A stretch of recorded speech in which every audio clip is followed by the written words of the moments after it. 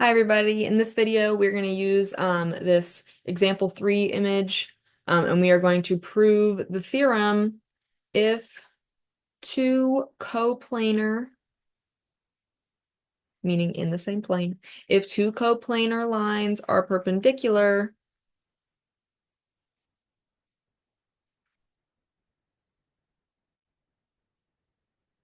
to the same line,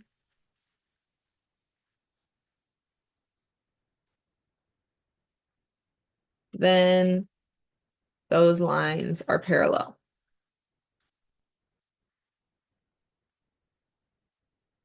So if we have these two lines and we know they are both perpendicular to the same line, like M and T are both perpendicular to, or sorry, M and N are both perpendicular to T, we want to show that those two lines are parallel. So it is given,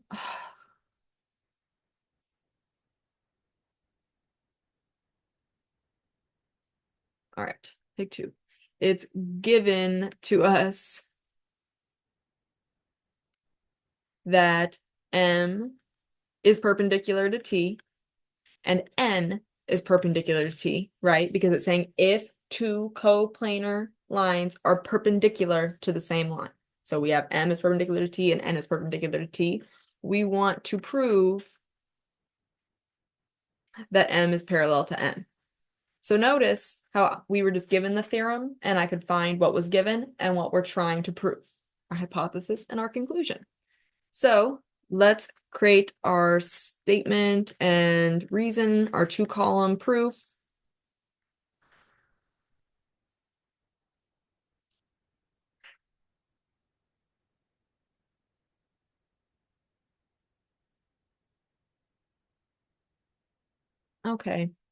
Okay, fine. It doesn't have to be cute. So it is given to us first. We always start with what we're given. So I'm going to start with the fact that M is perpendicular to T and N is perpendicular to T as well. And the reason is that it's given. Let's try again with the line, I believe. Nice.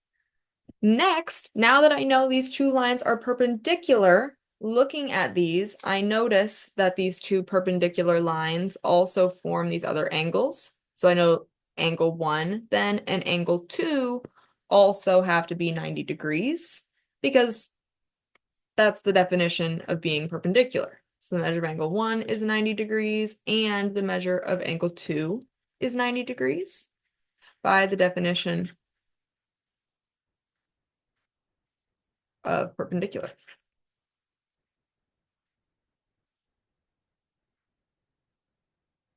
Now, and really definition of perpendicular lines, I should say too.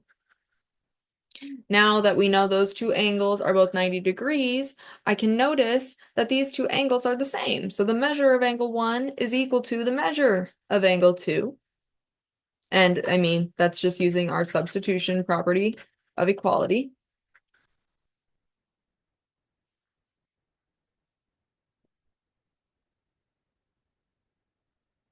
That says if I know one value and I know another value, or I know that one value is equal to another thing, we can substitute in one for the other.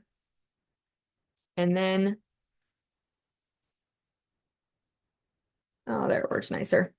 Now that I know that the measure of angle 1 and the measure of angle 2 are equal, I can say that angle 1 has to be congruent to angle 2. And that would be because of the angle congruence theorem.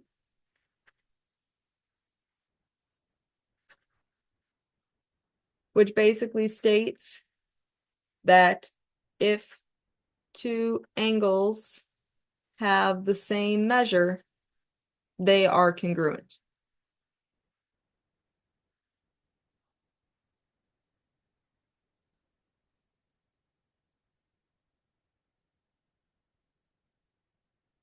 We had the angle congruence postulate, and that stated that if you had two congruent angles, they had the same measure.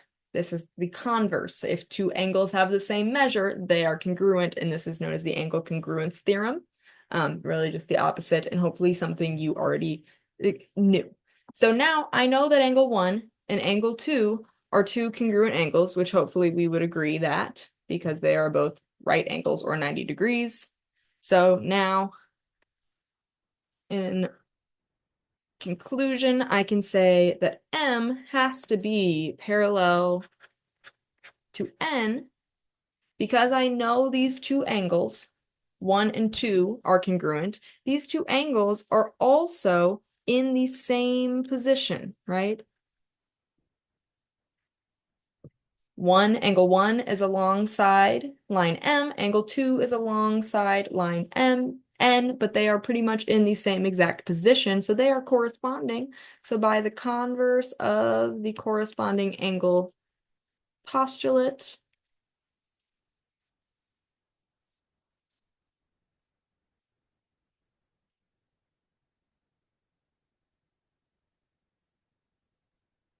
we can say that M is parallel to N. Those two lines then have to be parallel themselves. Alrighty, please let me know what questions you have on this lesson. I look forward to seeing you in class.